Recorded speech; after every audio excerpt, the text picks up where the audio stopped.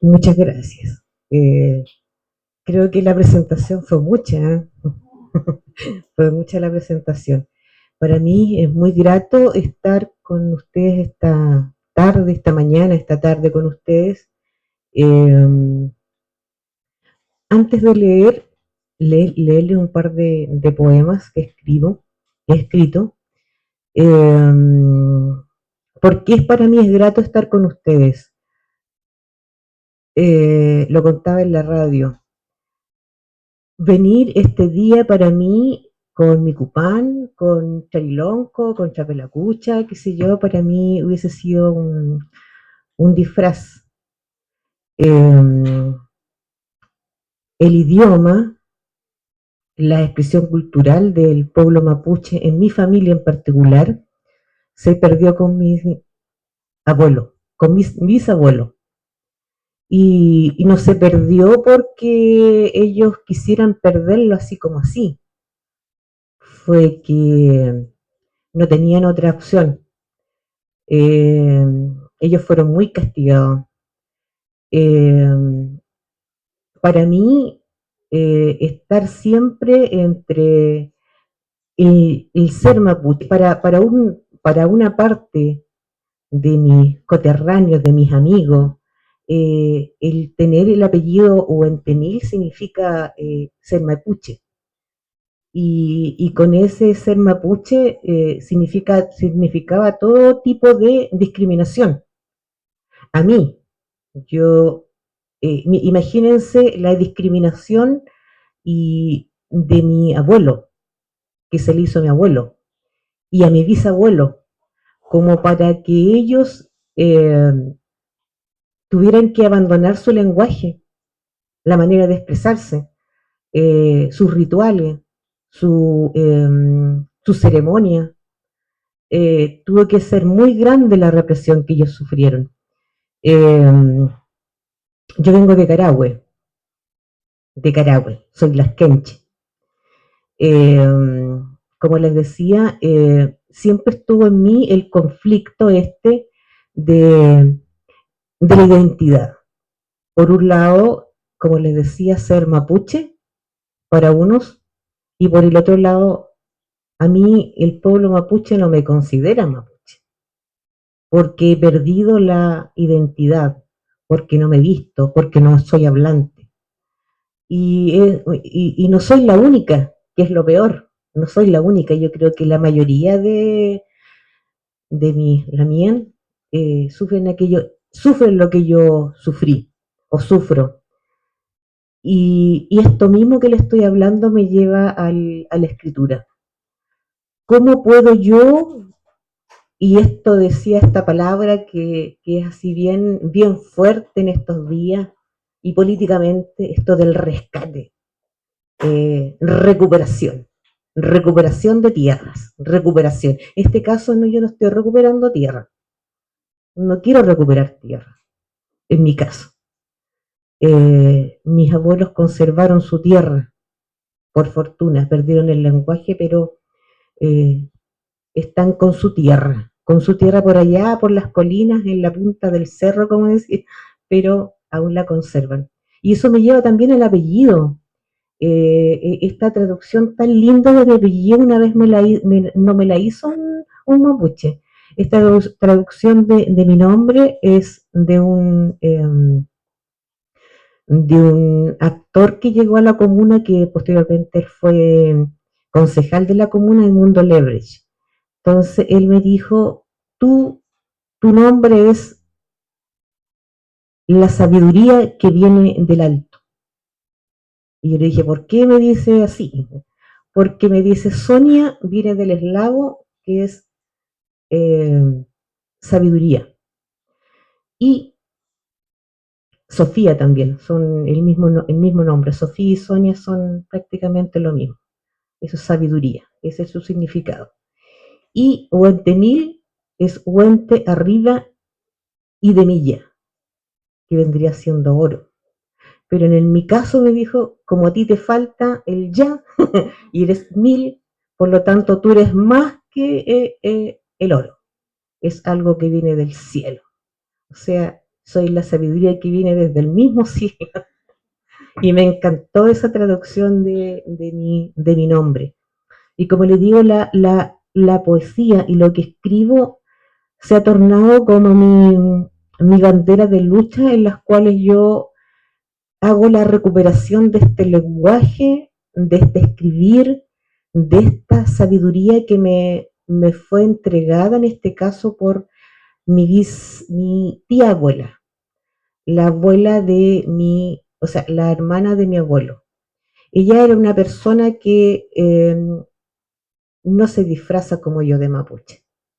Ella en todo tiempo, invierno y verano, andaba con su cupán, con su pañoleta, y para mí, mi recuerdo de niña es el sonido que ella hacía al desplazarse con su joya.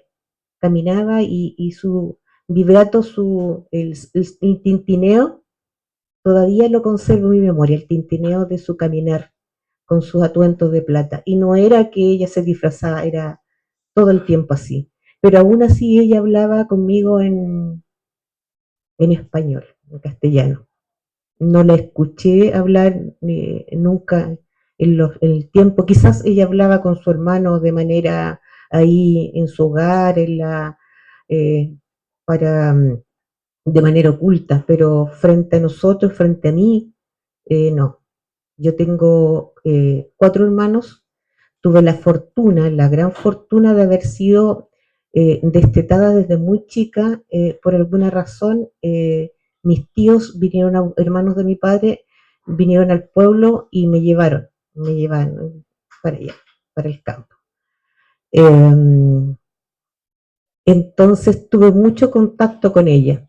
Y como le digo, el lamento de ella era constante y muy sonoro.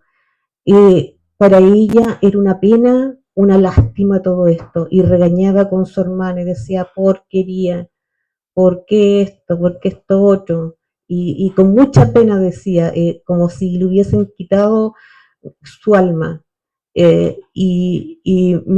Yo, a pesar de sentir discriminación, el bullying que le llama ahora, por mis compañeritos que al tener este apellido tan bonito que tengo, me discriminaban por ser mapuche. Eh, mi tía tenía un concepto muy bonito y era que según ella era millonaria y yo lo creía y lo creí y lo sigo creyendo. Decía que en el pueblo habían puros cafiches que vivían amontonados como gallinas, decía ella. Vivían amontonados como gallinas y eran una pila de cafiches que vivían del Estado. O sea, según ella, todos ellos eran trabajadores para el Estado, por lo tanto eran todos cafiches del Estado. Esa era una. Y lo otro era que ella decía que ella era rica, no como ella, que era rica. Ella andaba descalza. Siempre me llamó la atención eso. Entonces decía, no como yo que soy rica, todo esto es mío, decía, y es verdad, todo esto es mío. Tengo oveja, tengo chancho, tengo gallina, tengo pollo, tengo animales. Y ella me levantaba a las 6 de la mañana, 5 de la mañana, a acompañarla a sacar leche.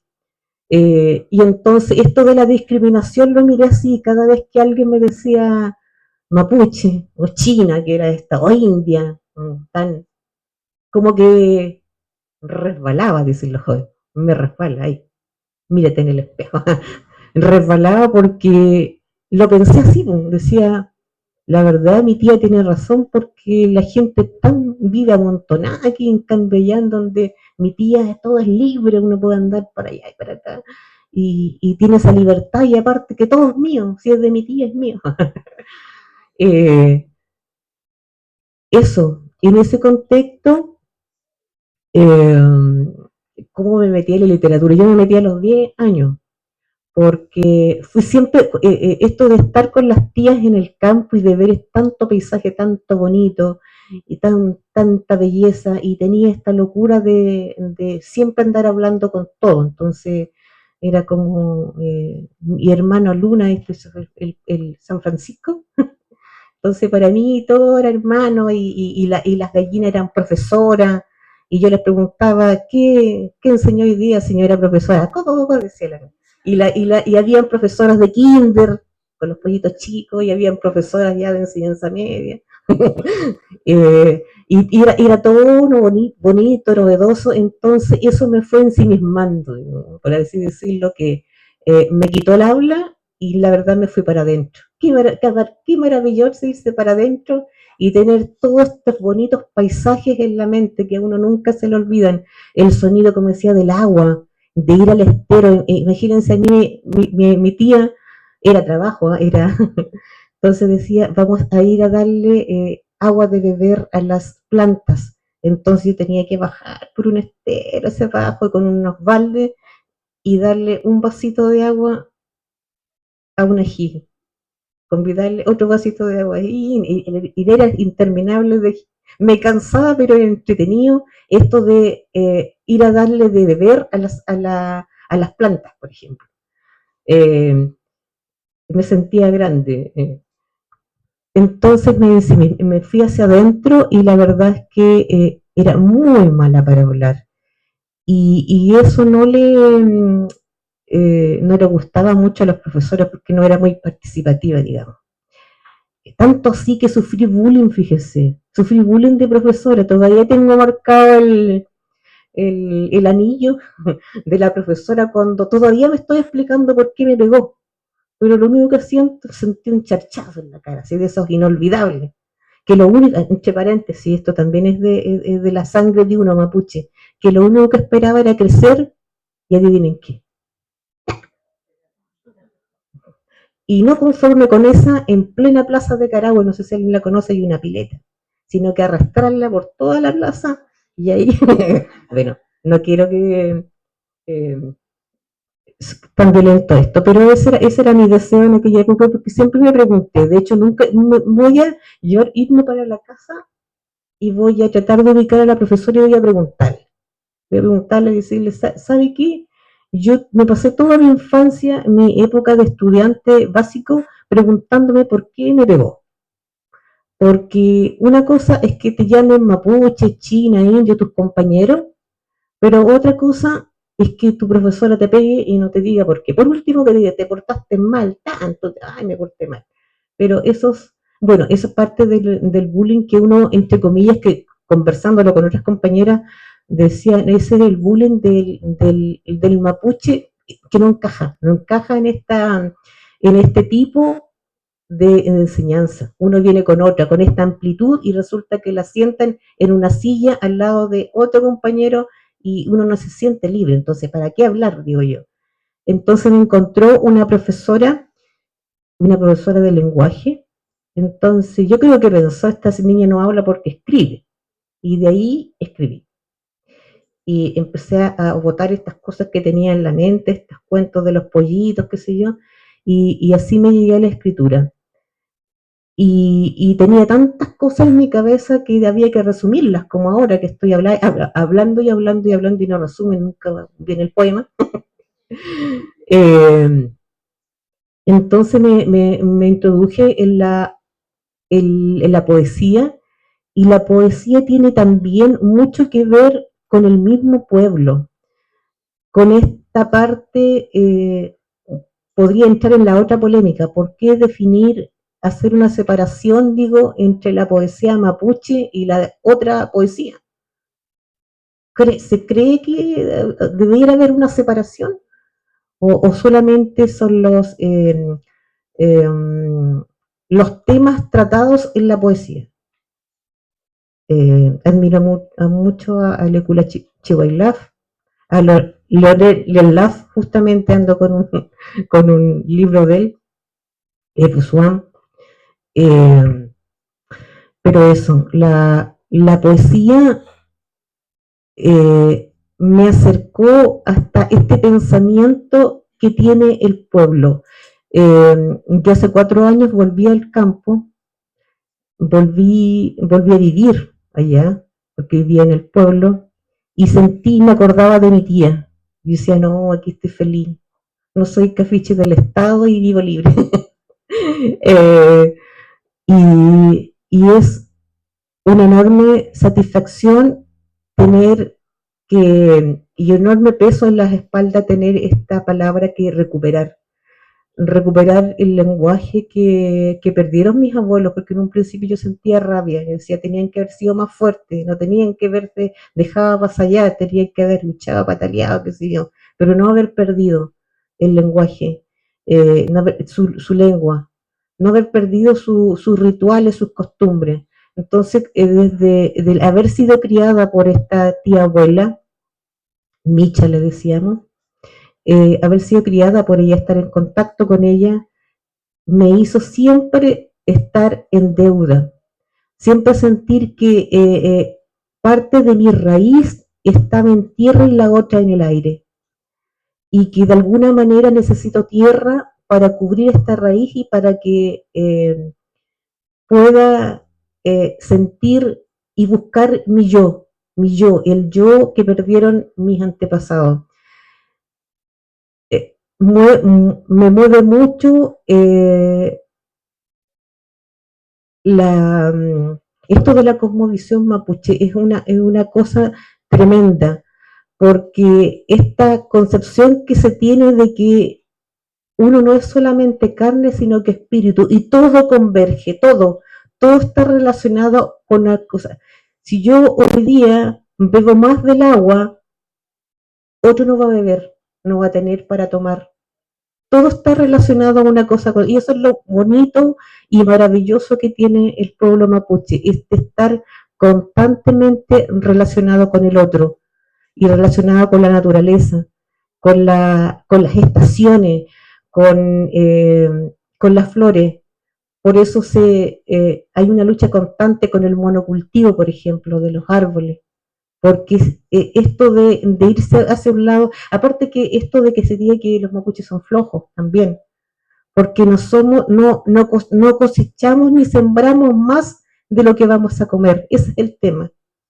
Para otro, un lugar que está, un terreno que no ha sido sembrado es poco productivo, pero para el mapuche es conservar algo, porque en ese espacio que se está conservando hay una serie de biodiversidad que finalmente me va a servir a mí, le va a servir a la machi para que vaya a buscar sus remedios, sus lagüen, le va a servir al animal para que beba, le va a servir esa mariposa, le va a servir ese pajarito que me va a traer las semillas de otro lugar para que los árboles continúen. Es todo un círculo y eso es lo maravilloso que tienen. Entonces, por, para otra cultura que es la hispana, la que vino desde otro lugar, es difícil encontrarse y decir, por ejemplo, esto que vinieron a civilizarnos. Siempre me encontraba con esto de que ustedes no tenían casa, nosotros vinimos a construirles casa. Y digo, perdón, ¿y las rucas qué lo que eran? ¿No eran casa? Siempre el pueblo mapuche tuvo lo que necesitaba, nada más. No había ambición, no había ambición de tener. Por eso muchos hermanos, muchos lamien, entregaron sus tierras por una copa de agua, por no decir vino. Porque no había ese concepto que tiene el otro, el Winca, de ganancia. Esa es como la introducción que puedo decirle referente. No voy a hablarme Mapudungun porque finalmente esto lo único que puedo decirle es Mari Mari. Mari Mari la mía. La bien. Quiero leer en esta oportunidad un poema que yo le mandé al profesor porque este fue como el primer acercamiento y que yo le hice, que le escribí a mi padre. Se llama Negro. A mi padre, por así decirlo, pero en realidad es a mis ancestros. Padre, el huerquén de la noche me trajo la soga del alchimalien. Es el perro negro que deambula solitario por tu infancia y me mueve la cola. En los peumas me lleva a la vertiente donde está el laguén que escondieron para mí. Bebo, y un tropel de caballos negros galopa por mis venas. Traen sus crines los espíritus guardianes. Se agudizan mis sentidos. No tengo edad. Puedo verme en los espejos de las aguas, en la luna, caminar por los senderos del silencio y en las sombras trepar los cascabeles del canelo para saludar al sol. Padre, en mis manos está el portal que sube hasta mis ancestros y baja el lazo que ata y desata los vientos. Tengo la cuerda con los nudos del tiempo. Puedo ver al guacufe en su diestra y siniestra. Tengo la fusta que castiga el calco. Padre, en los peumas puedo ver el feulo dibujado en tu mano y en los otros el futuro que aún no está escrito. Tiempo atrás le decía, conocía a un vasco que me llamaba a un poeta vasco, Jaime Aguirre, y Jaime Aguirre me dio un buen, estate quieto, dice, un buen en la cara, así está, porque la primera vez que lo conocí fue en una lectura de poesía y él leía y hablaba en mapudungún, o sea, lee mapudungún y tiene escritos en mapudungún. Y para mí fue eso, ¿cómo un español se atreve a aprender antes que yo mapudungún? El segundo poema que voy a leer es como bien musical porque está el negro y el blanco y eh, esta se llama La odiosa comparación.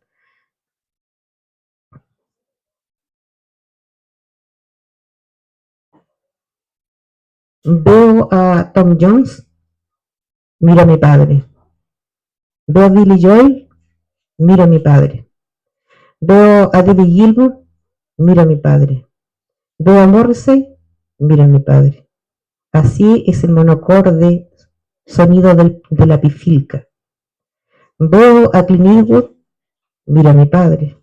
Veo a Sean Connery, miro a mi padre. Veo a Robert De Niro, miro a mi padre. Veo al Pacino, veo a mi padre. El blanco y el negro del ñimín en el buitral.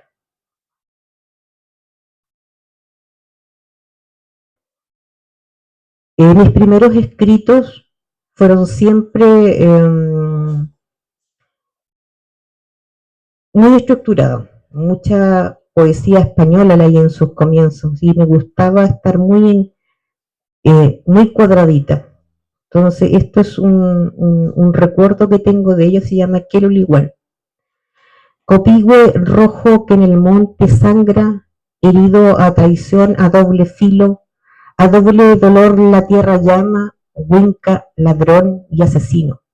Huinca, ladrón y asesino, doble dolor la tierra llama, herida a traición a doble filo, copigüe rojo que en el monte sangra.